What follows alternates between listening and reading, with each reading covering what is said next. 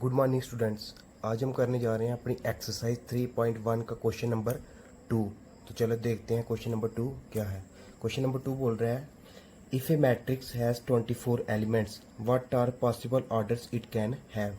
बोल रहा है अगर एक मैट्रिक्स में 24 एलिमेंट्स होंगे तो बताओ उस मैट्रिक्स के क्या क्या पॉसिबल ऑर्डर्स होंगे। ठीक है, तो कैसे बताएंगे हम। देखो, नंबर ऑफ एलिमेंट्स कितने हैं हमें पता है मैट्रिक्स में, number of elements equal to 24। तो हम इसके ऑर्डर कैसे बताएंगे। तो ऑर्डर बताने के लिए देखो 24 है ना, तो 24 को हमने देखना है कि टर्म 24 को हम कैसे लिख सकते हैं। 24 को हम कैसे लिख सकते हैं, देखो 24 को हम एक तो लिख सकते हैं 1 मल्टीप्लाई 24 और 4 मल्टीप्लाई 6 और 3 मल्टीप्लाई 8 और कैसे लिख सकते हैं 12 मल्टीप्लाई 2, ऐसे लिख सकते हैं ना 24 को। तो एक तो हो गया 1 मल्टीप्लाई 2 24, मतलब एक रो होगी उसमें और 24 कॉलम्स होंगे, या फिर 4 रोज होंगी और 6 कॉलम होंगे, या फिर 3 रोज होंगी और 8 कॉलम होंगे, या फिर 12 रोज हो सकती हैं और 2 कॉलम हो सकते हैं। तो इसको हम ऐसा भी तो लिख सकते हैं 24 मल्टीप्लाई 1, या फिर 6 मल्टीप्लाई 4, या फिर 8 मल्टीप्लाई 3, या फिर 2 मल्टीप्लाई 12। तो ऐसा भी तो हो सकता है कि 24 रोज हो, या फिर एक कॉलम हो, या फिर 6 रोज हो और 4 कॉलम हो, 8 रोज हो और 3 कॉलम हो, या फिर 2 रोज हो और 12 कॉलम हो। तो कितने ऑर्डर हो गए मैट्रिक्स के जिसमें 24 एलिमेंट्स हैं, 1 2 3 4 5 6 7 8। तो इसको लिखना कैसे है, तो hence possible order of matrix with कितने एलिमेंट्स हैं 24 एलिमेंट्स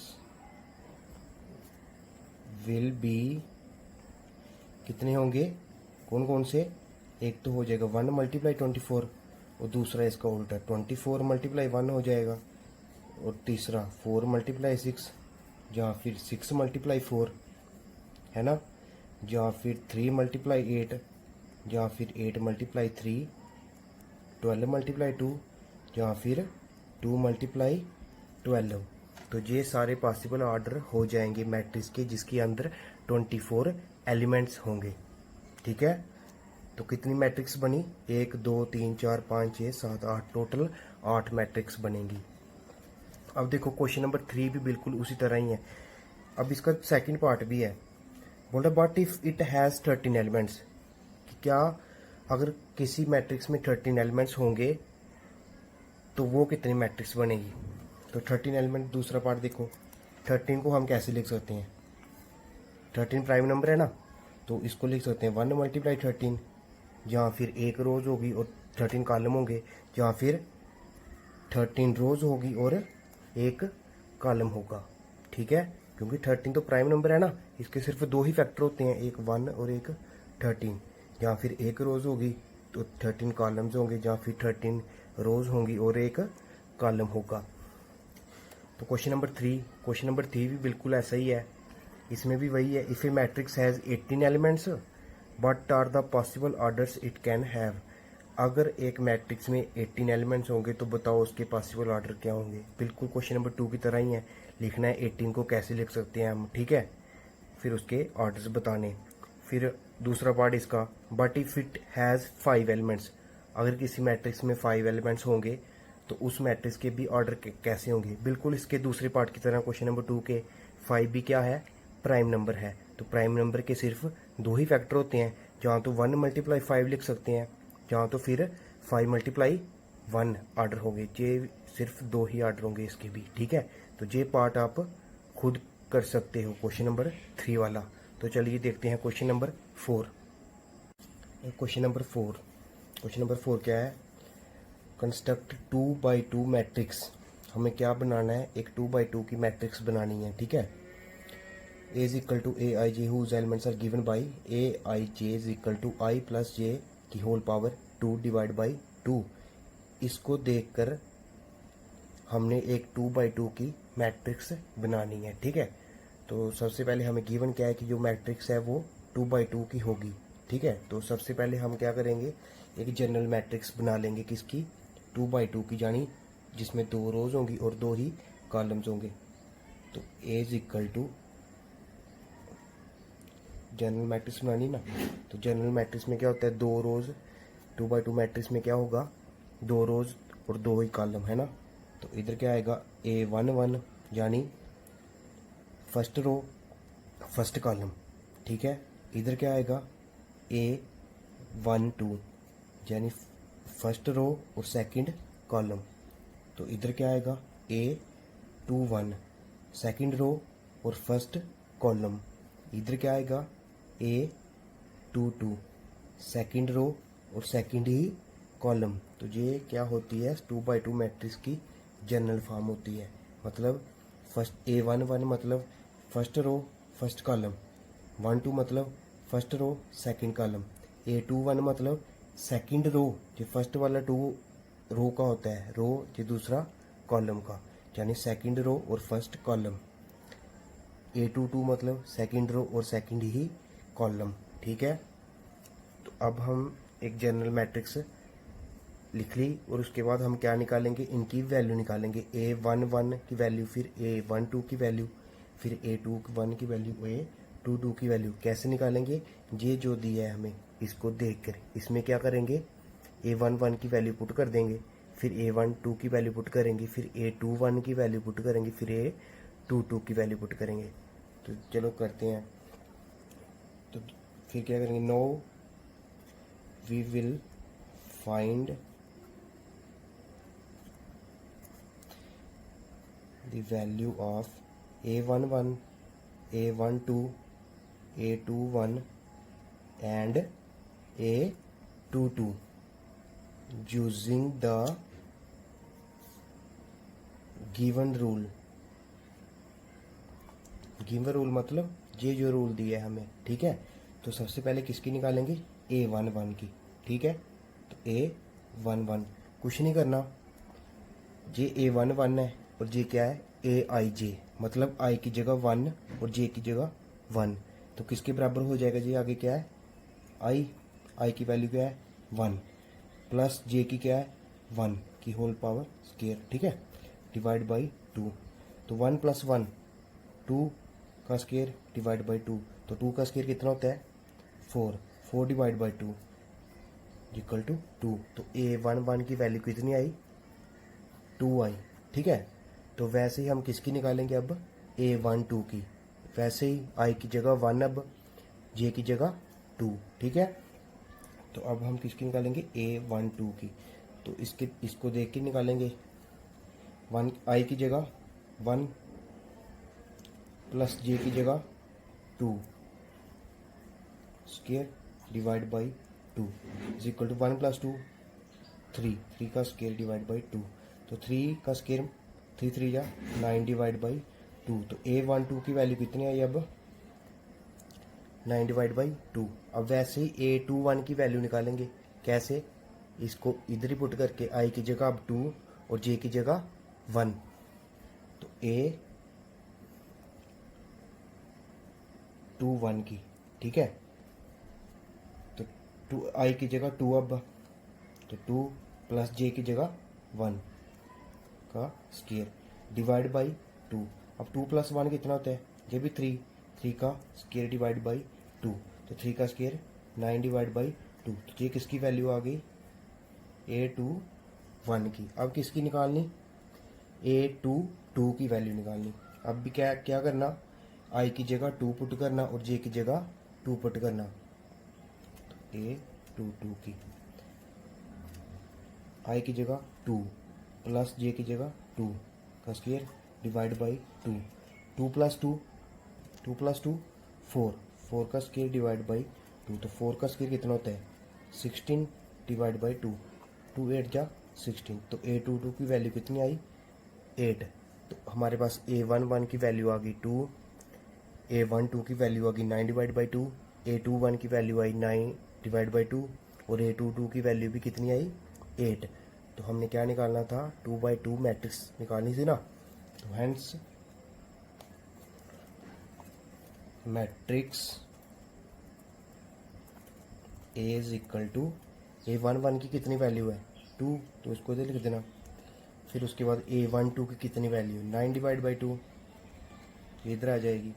A21 की ये भी 9 डिवाइड बाई 2 और A22 की 8। तो ये हमारी बन गई 2/2 मैट्रिक्स। ठीक है, वैसे इसका सेकंड पार्ट भी ऐसे ही करना। उधर भी क्या है, सबसे पहले क्या करेंगे हम सेकंड पार्ट में जनरल मैट्रिक्स को लेट कर लेंगे, लिख लेंगे, है ना, जनरल मैट्रिक्स। और उसके बाद उसकी A11 की वैल्यू निकालेंगे। कैसे निकालनी वैल्यू, आई की जगह 1 पुट करना, जे की जगह 1 पुट करना।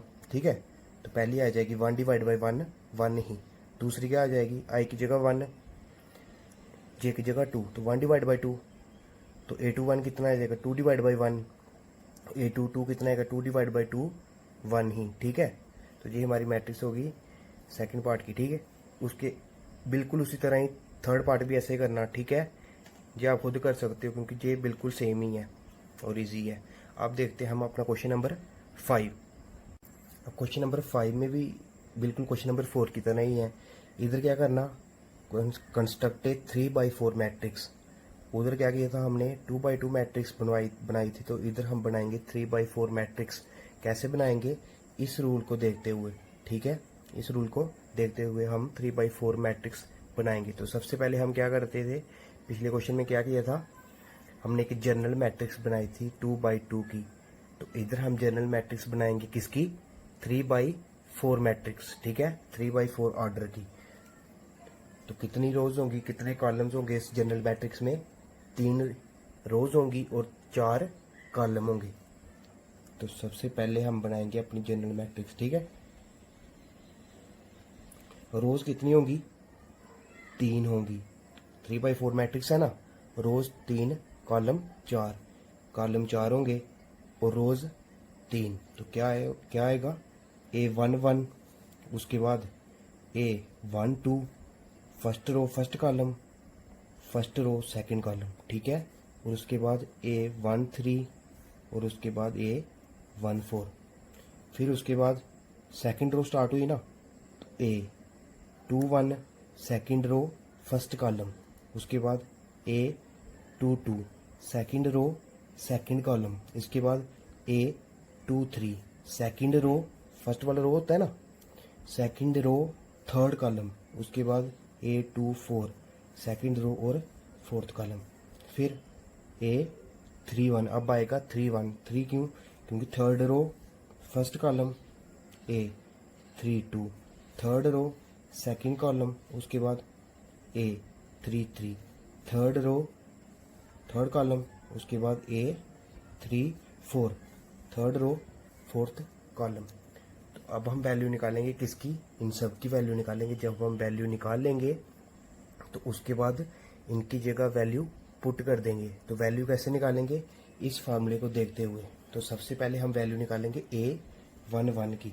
ठीक है, A11 की, तो इसकी जगह पुट करेंगे आई की जगह क्या है, अब 1 है, जे की जगह क्या है 1, तो is equal to 1/2 modulus of -3, I की वैल्यू क्या है 1 है, तो 1 प्लस जे की वैल्यू 1। ठीक है, जे क्या बना, is equal to 1 divide by 2। अब -3 को 1 के साथ मल्टीप्लाई, -3 हुआ, -3 + 1 -2 है ना। तो मॉडुलस में, मॉडुलस क्या करता है, कोई भी माइनस में क्वांटिटी हो, कोई भी माइनस में नंबर हो, उसको प्लस में चेंज कर देता है। तो 1 डिवाइड बाई 2 मल्टीप्लाई 2 हो जाएगा। ठीक है, तो 2 कैंसिल, ये हो जाएगा 1। ठीक है, उसके बाद ये कैसे हुआ पता ना, -3 × 1 क्या बनेगा -3। ठीक है, फिर +1 है ना, उसका मॉडुलस भी है, प्लस माइनस माइनस, मतलब माइनस होना, 3 में से 1 निकाले 2, साथ में माइनस आएगा, जी बार मॉडुलस है। तो मॉडुलस क्या करता है, जो भी अंदर माइनस में क्वांटिटी होती है, माइनस में नंबर होता है, उसको प्लस में कर देता है, ठीक है, तभी इधर +2 आया। तो 2 2 कैंसिल, A11 की वैल्यू आई 1, ठीक है। उसके बाद दूसरी निकालते हैं A12 की। A12 की वैल्यू निकालेंगे तो क्या करेंगे, I की जगह अब 1 और J की जगह 2, तो I की जगह 1 लिख देंगे और J की जगह 2, मॉडुलस -3 और I -3 बन जाएगा क्योंकि I की जगह 1 प्लस J की वैल्यू 2। यहाँ पे क्या बन जाएगा, 1/2 -1, 1 मॉडुलस की वजह से क्या हो जाएगा, +1 हो जाएगा। तो A12 की वैल्यू कितनी आई इधर, 1/2। अब हम अब निकालेंगे A13 की वैल्यू, A13 तो 1/2 मॉडुलस ऑफ I की जगह क्या आ जाएगा 1 और J की जगह 3, तो -3 × 1 -3, ठीक है, प्लस J की जगह 3, तो J क्या आ जाएगा, अब 0 हो जाएगा। 0 क्यों हो जाएगा, 3 - 3 0, तो 0 × 1/2 0, ठीक है। उसके बाद A14 निकालेंगे, A14 निकालेंगे। अब I की जगह 1, J की जगह 4, तो 1/2 -3 हो जाएगा, -3 × 1 -3, ठीक है, प्लस 4, 4 कैसे होगा, J की जगह क्या है 4 है, ठीक है, तो 1/2 4 - 3 1 ही, तो क्या हो जाएगा 1/2। उसके बाद A21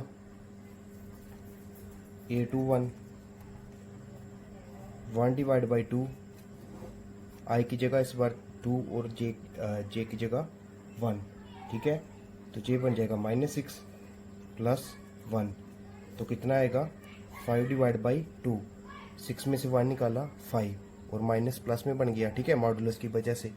तो A21 की वैल्यू कितनी आई 5/2, तो A22 की अब निकालेंगे। बुक पे देखते चलो आप, जो फार्मूला ऊपर लिखा है ना इसको देख के। अब A22 की वैल्यू, अब I की जगह 2 पुट करेंगे, ठीक है, I की जगह 2 पुट करना, J की जगह 2 पुट करना, ठीक है, तो 1/2 ये बन जाएगा -6 प्लस 2, ये आ जाएगा 2, क्यों आ जाएगा -6 - 2 4/2 2 माइनस क्यों नहीं आएगा, क्योंकि बाहर क्या है मॉडुलस है, मॉडुलस क्या बना देगा, माइनस को प्लस में चेंज कर देता है, ठीक है। उसके बाद करेंगे A23 की, A23 अब I की जगह 2 होगा और J की जगह 3 होगा, ठीक है। बुक पे देखते चलो जहाँ पे वो लिखा है फर्स्ट पार्ट जी वाला, ठीक है, कैसे कैसे पुट हो रहा है। 1/2 और 2 × -3 कितना हो जाएगा -6 प्लस 3, तो जी हो जाएगा 3/2। मल्टीप्लिकेशन करनी तो आती है ना, सिंप्लीफाई करना, 6 में से 3 निकाले 3/2 हो जाएगा, ठीक है। उसके बाद अब A24 की निकालेंगे, A24 की अब I की जगह 2, J की जगह 4, 1/2 मॉडुलस -6 हो जाएगा प्लस 4 = 1। अब A31 की, अब I की जगह 3, J की जगह 1, तो 1/2 -9 बन जाएगा, क्योंकि -3 × I क्या है 3 है, तो -9 बन जाएगा, ठीक है। तो -9 प्लस 1 = J क्या बन जाएगा, प्लस माइनस 9 में से 1 निकाले 8, A/2 यानी 4, ठीक है। उसके बाद A32 अब I की जगह 3, J की जगह 2, ठीक है, 1/2 मॉडुलस ऑफ ये बन जाएगा -9 प्लस 2 = 7/2 आ जाएगा। और उसके बाद A33 अब I की जगह भी 3, J की जगह भी 3, तो 1/2 इधर क्या बन जाएगा -3 × 3 -9 प्लस 3, J की जगह 3, अब इधर क्या बन जाएगा 3, क्यों प्लस माइनस -9 में से 3 निकाले 6 6/2 3, उसके बाद A3 4, अब I की जगह 3, J की जगह 4 इक्वल टू 1 डिवाइड बाई 2, ये बन जाएगा -9 प्लस 4, 9 में से 4 निकाले 5, तो ये बन जाएगा 5 डिवाइड बाई 2। तो A11 की वैल्यू आई 1, A12 की आई 1 डिवाइड बाई 2, A13 की आई 0, A14 की आई 1 डिवाइड बाई 2, A21 की आई 5 डिवाइड बाई 2, A22 की आई 2, A23 की जे। तो अब हम क्या करेंगे, इसको सबको, इन सब वैल्यू को इसमें पुट कर लेंगे, ठीक है। तो hence matrix A is equal to, अब वैल्यू पुट करो। A11 की वैल्यू कितनी आई थी 1, A12 की 1 डिवाइड बाई 2, A13 की 0, A14 की 1 डिवाइड बाई 2, उसके बाद A21 की 5 डिवाइड बाई 2, और उसके बाद A22 की 2, ठीक है, और उसके बाद A23 की 3 डिवाइड बाई 2, उसके बाद A24 की 1, उसके बाद A31 की 4, उसके बाद A32 की 7 डिवाइड बाई 2, उसके बाद A33 की 3, A34 की 5 डिवाइड बाई 2। तो ये हमारी कौन सी मैट्रिक्स बन गई, 3/4 मैट्रिक्स, ठीक है। यही बनानी थी हमने।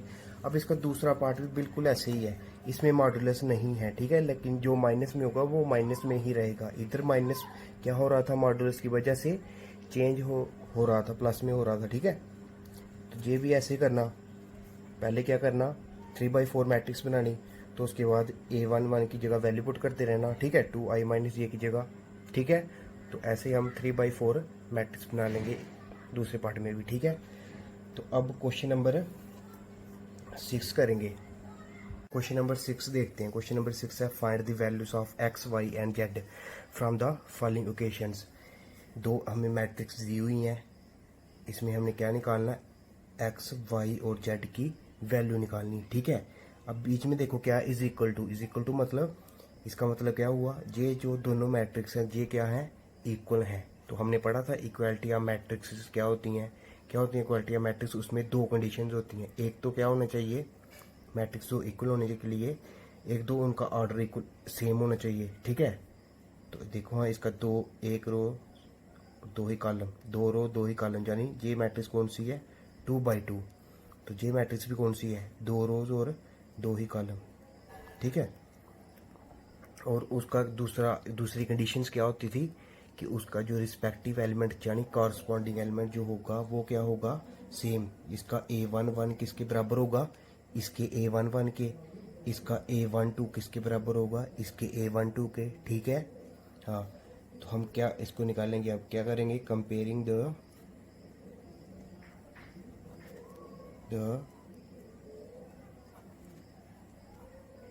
कॉरस्पॉन्डिंग एलिमेंट्स, ठीक है। इन दोनों मैट्रिक्स के जो कॉरस्पॉन्डिंग एलिमेंट्स, कॉरस्पॉन्डिंग मतलब इसका पहला, इसका अगर तीसरा तो इसका भी तीसरा, को क्या करेंगे, कंपेयर करेंगे।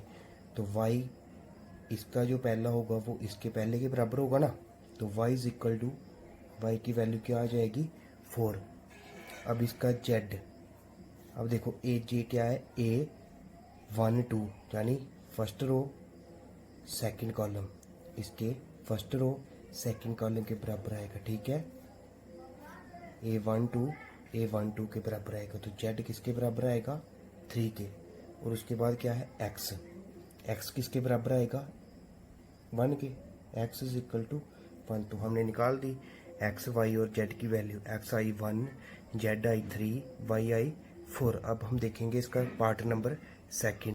अब इसका सेकंड पार्ट भी बिल्कुल ऐसे करना, कंपेयर करने, इसका फर्स्ट इसके बराबर, ये 5 + z इसके बराबर, और ये x इज इक्वल टू इसके बराबर, ठीक है। x + y किसके बराबर, 6 के बराबर। उसके बाद x y किसके बराबर, 8 के बराबर। उसके बाद 5 + z इसके बराबर, तो 5 + z इसके बराबर। तो हम इधर अब जेड की वैल्यू निकाल सकते हैं ना, तो जेड इज इक्वल टू 5, ये 5 उधर गया तो माइनस में, तो z is equal to 5 minus 5 0। अब इधर देखो, इधर हम तो कोई डायरेक्ट वैल्यू निकाल नहीं सकते, ठीक है। तो इधर हम क्या करेंगे, हम 9th में भी करते थे, 10th में भी करते थे, 11th में भी करते थे। इधर एक की वैल्यू निकाल लेंगे तो दूसरे में पुट कर देंगे। जैसे इधर पहले में देखो x की वैल्यू निकाल सकते हैं हम, x equal to 6 minus y, तो x को हम इधर पुट कर देंगे फिर, ठीक है। तो या फिर इधर x की वैल्यू निकाल सकते हैं तो और इसमें पुट कर देंगे। तो हम इसको रख देते हैं फर्स्ट इक्वेशन, इसको रख देते हैं सेकंड इक्वेशन, ठीक है। अब फ्रॉम इक्वेशन सेकंड, अब इसमें देखो x y is equal to 8 है ना, इसमें y निकालो आप, y is equal to 8 divide by x. इसको रख दो आप इक्वेशन, कुछ भी रख दो, a रख दो, ठीक है। हाँ, अब इसकी वैल्यू फर्स्ट में डाल दो, put the value of y is equal to 8 divide by x in first, ठीक है। तो फर्स्ट क्या है, x प्लस y की जगह अब क्या आएगा, a डिवाइड बाई एक्स आएगा, इज इक्वल टू 6। इसका एलसीएम ले लो, ठीक है। x स्क्वायर बन जाएगा plus 8 divide by x is equal to 6।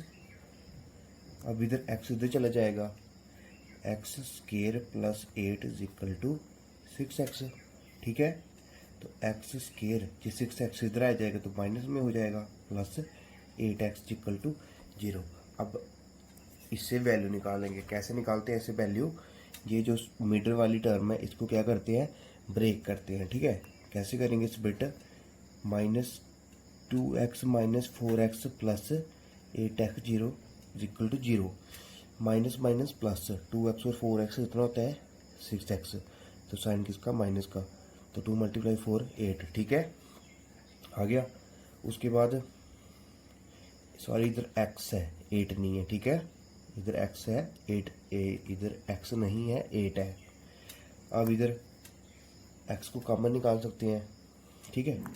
x बाहर गया, पीछे एक x बचा, माइनस का 2, फिर माइनस, अब इधर से 4 निकाल सकते हैं इसमें से, ठीक है। तो x minus 2 is equal to 0, तो क्या आया, x माइनस 2 और x minus 4 is equal to 0। तो क्या आई x की वैल्यू, एक x इक्वल टू 2 आया, x इक्वल टू 4 आया।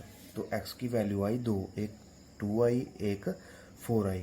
तो अब हम क्या करेंगे कि एक x की वैल्यू को पुट करेंगे इसमें कर लो, जो ऊपर वाले में कर लो, ठीक है।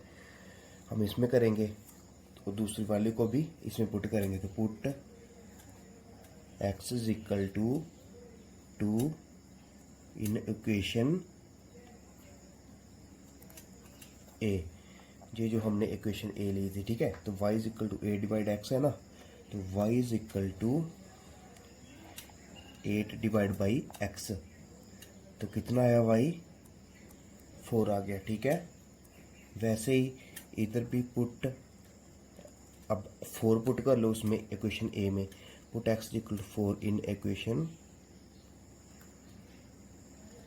a। तो इक्वेशन a हमें पता है कितनी है, y is equal to 8 divide by x, तो x कितना है 4, तो therefore y is equal to 8 divide by 4, ठीक है। तो y इज इक्वल टू कितना आया, ये 2 आ गया।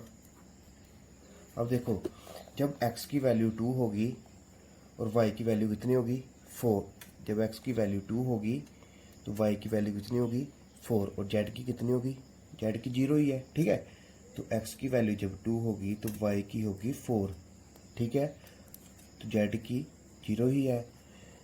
तो इधर जब x की वैल्यू 4 होगी तो y की कितनी होगी 2, और z की 0 ही है, ठीक है। ऐसे करेंगे हम ये वाला पार्ट। अब देखते हैं हम आप इसका थर्ड पार्ट। अब थर्ड पार्ट भी बिल्कुल इसी तरह ही करना, ठीक है। x plus y plus z एक के बराबर आ जाएगा 9 के, x plus z is equal to 5 के बराबर आ जाएगा, y plus z is equal to 7 के बराबर आ जाएगा। ठीक है, ये कौन सी मैट्रिक्स है, इसका ऑर्डर कितना है 3/1। क्यों, क्योंकि इसमें 3 रोज हैं, ठीक है, और एक ही कॉलम है जी। इसका भी ऑर्डर कितना है 3/1, 3/1। क्यों, क्योंकि 3 रोज हैं और एक ही कॉलम है। ठीक है, अभी तो देखो x plus y plus z किसके बराबर आ जाएगा 9 के बराबर। ठीक है, तो x plus z is equal to 5 किसके बराबर आ जाएगा, x plus z is equal to 5 के बराबर आ जाएगा। ठीक है, वैसे ही y plus z is equal to 7 के बराबर आ जाएगा। ठीक है, तो इसको रख लेते हैं फर्स्ट, इसको रख लेते हैं सेकंड, इसको रख लेते हैं थर्ड। ठीक है, अब देखो इधर हम सीधा डायरेक्ट वैल्यू तो निकाल नहीं सकते, जैसे हमने पिछले पार्ट में निकाला था कि z is equal to 5 minus 5 is equal to 0 और 2 को हमने सॉल्व कर लिया था। ठीक है, तो इधर हम किसी की भी डायरेक्ट वैल्यू नहीं निकाल सकते। ठीक है, तो अब हम इधर देखो क्या कर सकते हैं, देखो इधर क्या है x plus y plus z is equal to 9, इधर है x plus z is equal to 5 और इधर क्या है y plus z is equal to 7। अब इधर देखो y प्लस जेड है ना, इस y प्लस जेड को हम इधर पुट कर सकते हैं ना, इस y प्लस जेड को हम इधर पुट कर सकते हैं, है ना। तो put equation 3 in equation first. तो फर्स्ट इक्वेशन क्या है x plus y plus z की जगह अब क्या आएगा 7 इज इक्वल टू 9। ठीक है, तो इससे हम x की वैल्यू निकाल सकते हैं, x is equal to 9 minus 7, तो x की वैल्यू कितनी आई 2 आई। ठीक है, वैसे ही हम अब x की वैल्यू हमारे पास आ गई, हम z की निकाल सकते हैं ना, x की वैल्यू पुट करना किसमें z में, इसमें इक्वेशन 2 में। तो देखो put x is equal to 2 in equation second में। ठीक है, तो इक्वेशन सेकंड क्या है x plus z is equal to 5, तो x की वैल्यू हमें पता है 2 है, तो 2 plus z is equal to 5, तो z इज इक्वल टू 5, 2 उधर गया तो माइनस में, तो z इज इक्वल टू 3। ठीक है, अब z की वैल्यू भी हमारे पास आ गई, अब हम y की निकालेंगे, तो अगर हम z की वैल्यू को इधर पुट करेंगे तो y की वैल्यू भी आ जाएगी ना, तो put z is equal to 3 in equation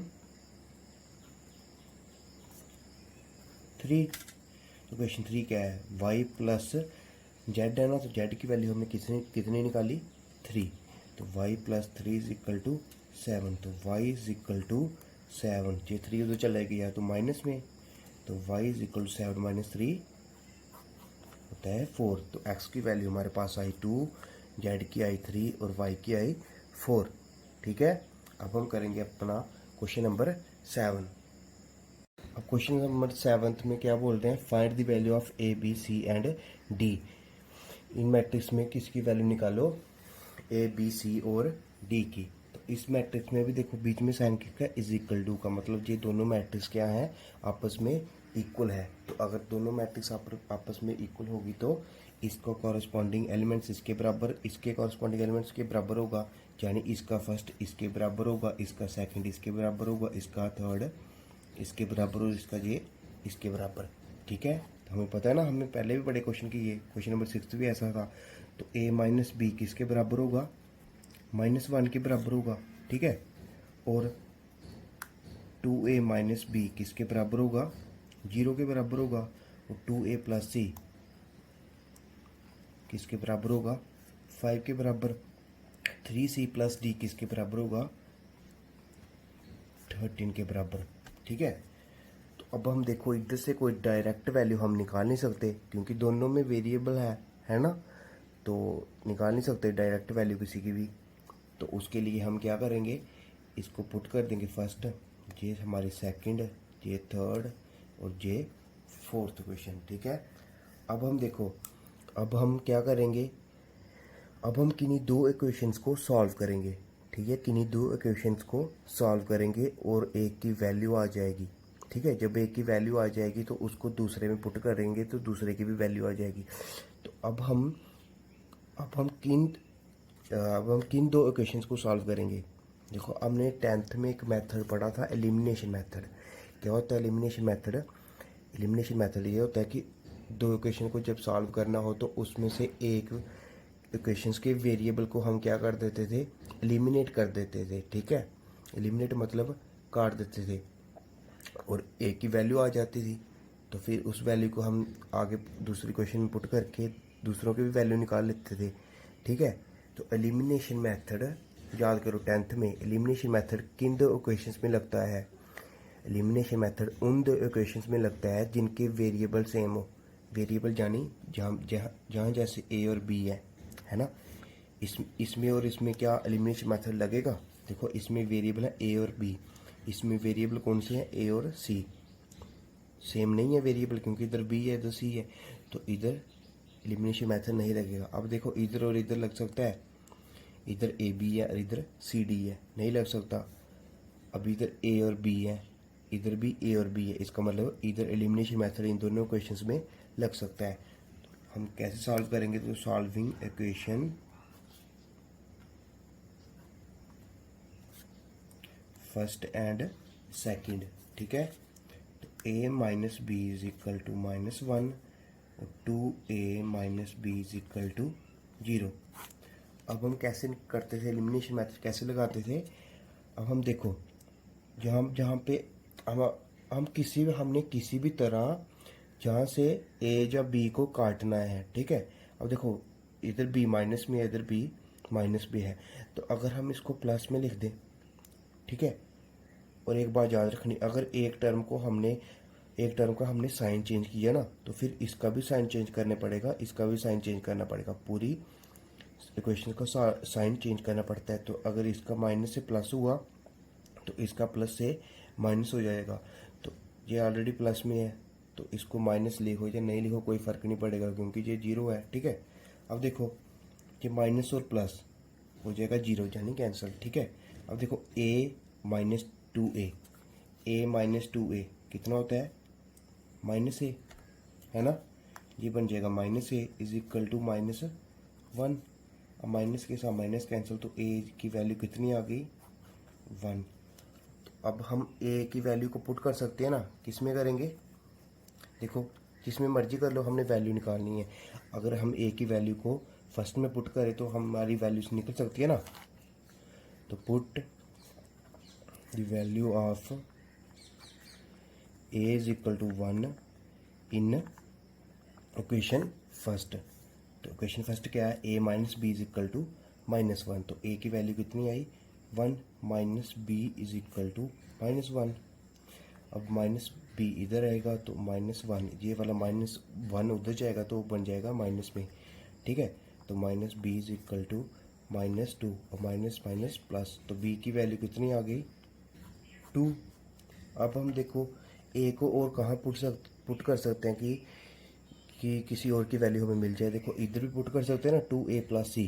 a की वैल्यू को पुट कर देंगे 1 और c की वैल्यू हमें मिल जाएगी।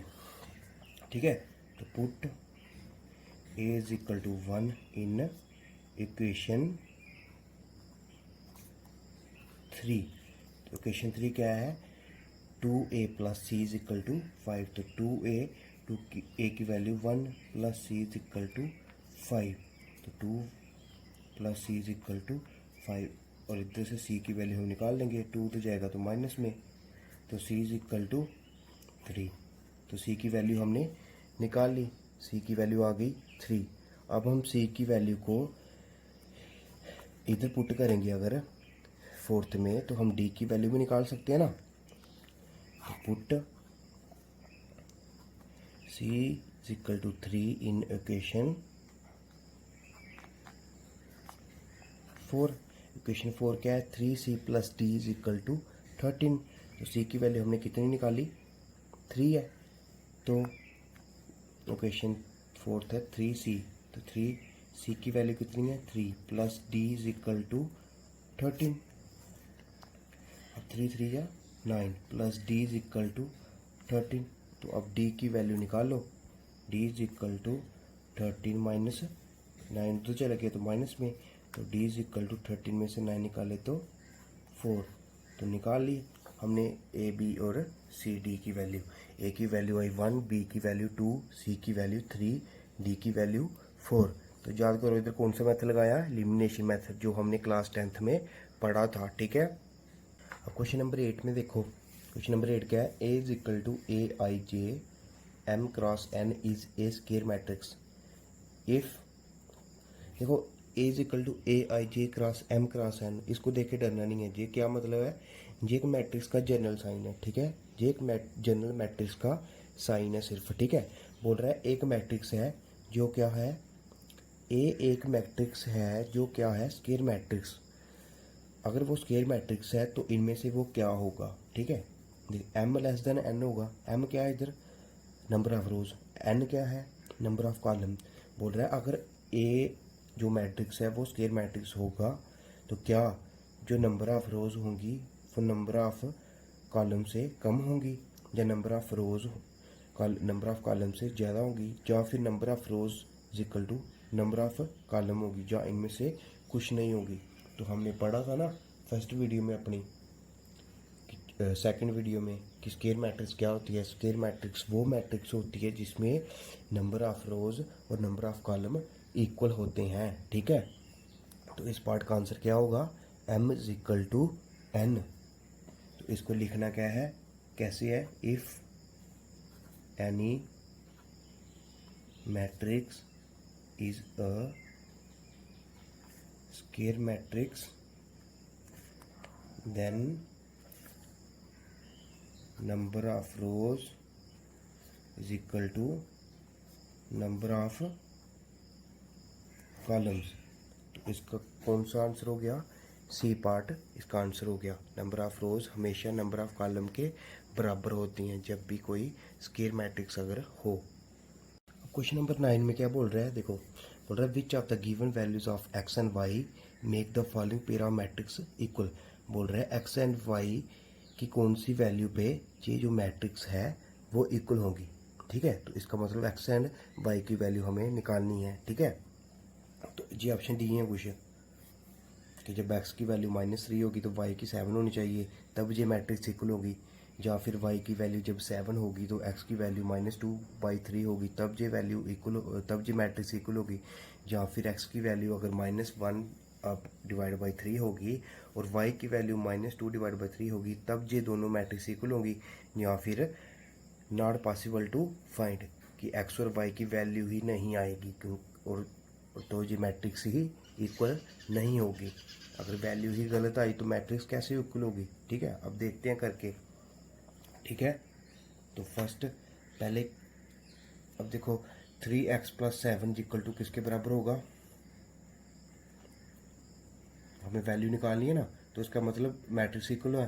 तो पहले वैल्यू निकाल के देखते हैं, है ना, कि क्या आएगी। 3x + 7 किसके बराबर होगा, 0 के। फिर y 2 - 3x किसके बराबर होगा, 2 - 3x किसके बराबर होगा, 4 के, ठीक है। और y - 2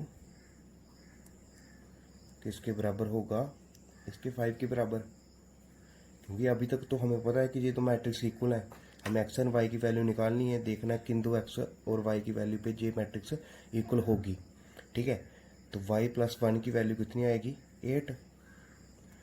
y + 1 की वैल्यू कितनी आएगी, कितनी है, 8, क्योंकि कॉरस्पॉन्डिंग एलिमेंट्स इक्वल होते हैं, हमें पता है कि मैट्रिक्स दो इक्वल होंगी, ठीक है। तो इधर से हम देखो, हाँ y की वैल्यू निकाल सकते हैं ना।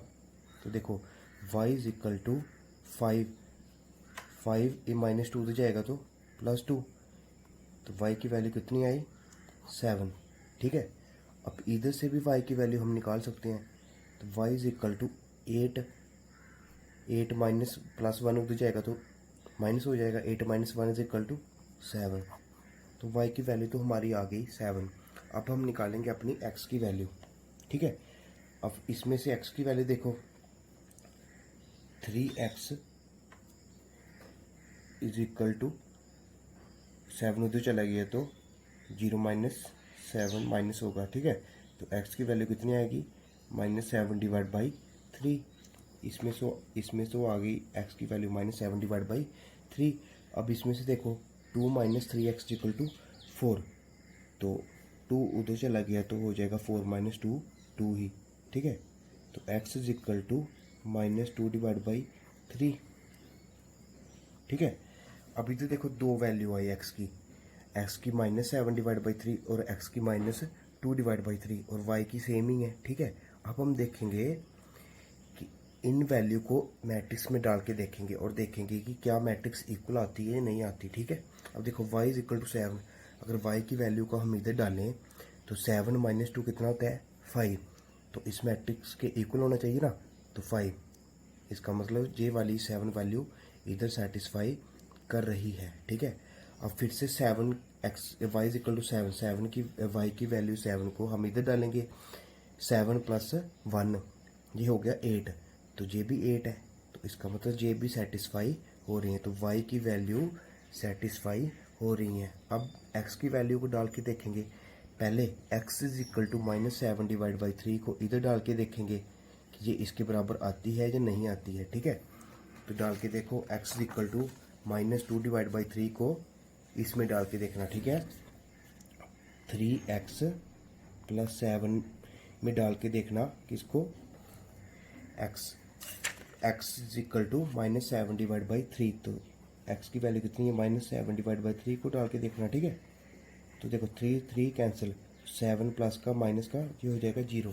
हाँ, ये तो सेटिस्फाई कर रही है इसमें 3x + 7 = 0, हमारा आंसर क्या है 0। इसका मतलब ये वाली वैल्यू इसमें तो सेटिस्फाई कर रही है। अब देखना यही वाली वैल्यू क्या इसमें सेटिस्फाई करेगी, जब इसको इसमें पुट करेंगे तो क्या 8 के बराबर आएगा, क्योंकि हमें पता है कि मैट्रिक्स इक्वल कब होती हैं, जब उसकी कॉरस्पॉन्डिंग एलिमेंट्स इक्वल होंगे, ठीक है। तो x की वैल्यू -7/3 को हम इधर पुट करेंगे 2 - 3x की जगह, ठीक है।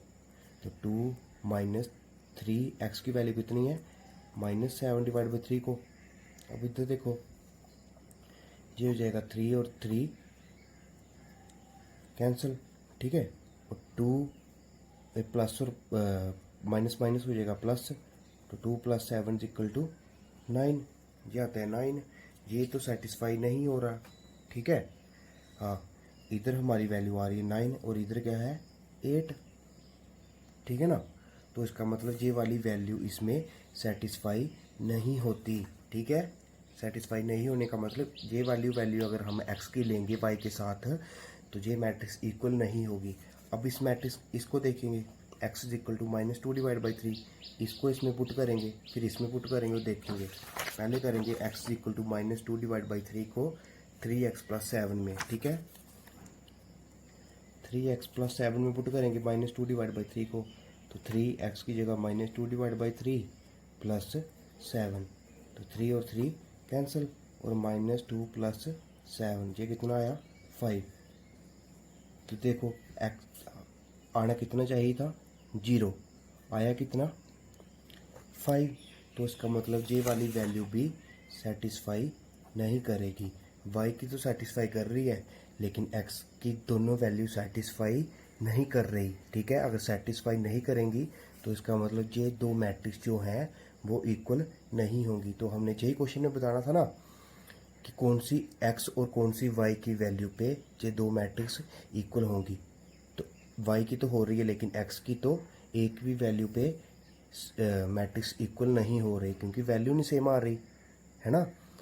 क्योंकि मैट्रिक्स इक्वल कब होती हैं, जब कॉरस्पॉन्डिंग एलिमेंट्स इक्वल होते हैं। तो कॉरस्पॉन्डिंग एलिमेंट x के केस में तो इक्वल आ नहीं रहे, तो इसका मतलब इसका आंसर क्या होगा, नॉट पॉसिबल टू फाइंड, ठीक है। ऐसे निकालना ये क्वेश्चन।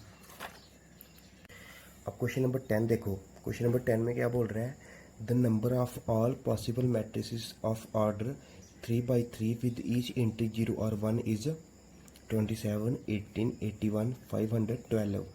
बोल रहा है कि बताओ एक 3/3 ऑर्डर की कितनी मैट्रिक्स बनेगी अगर हम उसमें क्या डालेंगे, या तो 0 डालेंगे या तो 1 डालेंगे, ठीक है।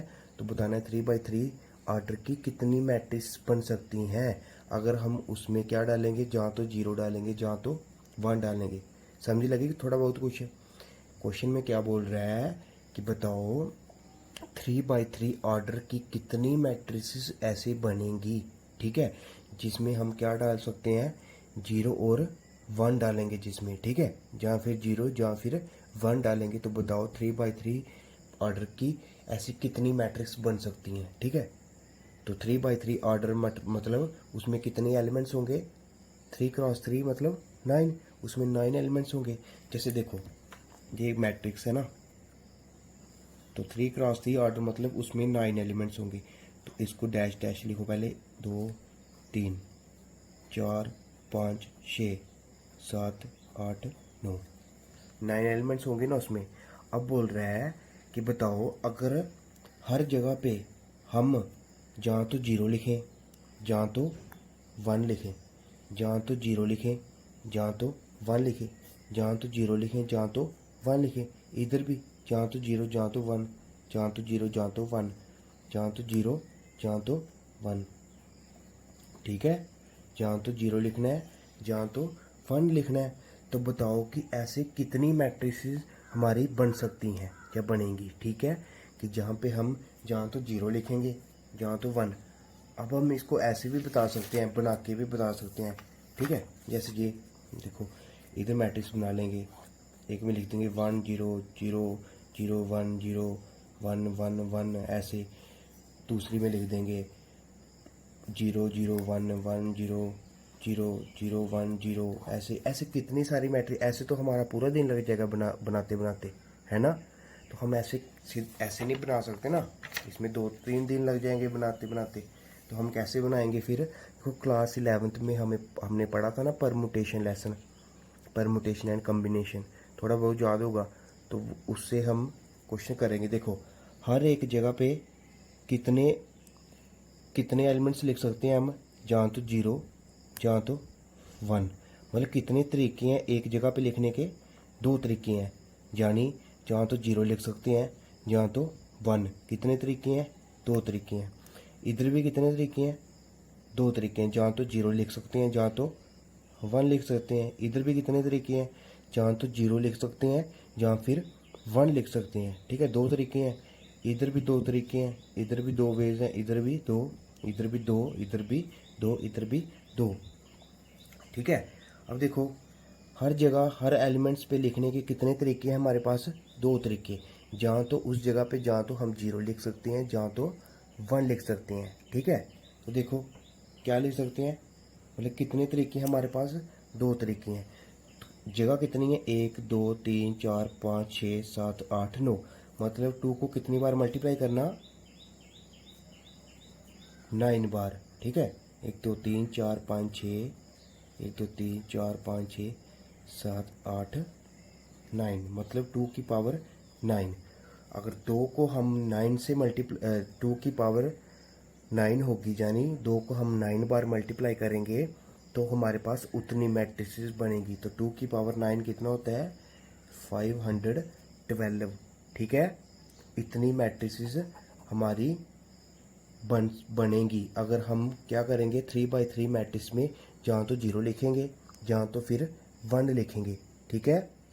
इधर 2 क्यों आया, क्योंकि हमें पता है कि 3x3 मैट्रिक्स में कितने एलिमेंट्स हो सकते हैं, 9 एलिमेंट्स हो सकते हैं, 1 2 3 4 5 6 7 8 9, क्योंकि 3x3 3 × 3 9 एलिमेंट्स होंगे। तो हमें गिवन है क्वेश्चन में कि हम एक जगह पे सिर्फ 2 ही बार 0 और 1 ही ले सकते हैं। तो अगर इधर हम 0 और 1 लिख सकते हैं, मतलब जहाँ तो 0 आएगा, जहाँ फिर 1 आएगा, मतलब 2 तरीके से लिख सकते हैं, है ना। इधर भी 2, इधर भी 2, इधर भी 2, लेकिन 2 कितनी बार लिख सकते हैं, 2 मल्टीप्लाई 1 2 एलिमेंट्स कितने हैं, 9, तो 2 की पावर 9 इज इक्वल टू 512। तो 512 मैट्रिसेस बना सकते हैं हम 3x3 ऑर्डर की, जिसमें हम 0 या फिर 1 लिखेंगे, ठीक है। तो क्या आंसर हो गया, डी पार्ट। तो आपकी एक्सरसाइज 3.1 यहाँ पे ख़त्म हो रही है। कल से हम स्टार्ट करेंगे अपनी एक्सरसाइज 3.2।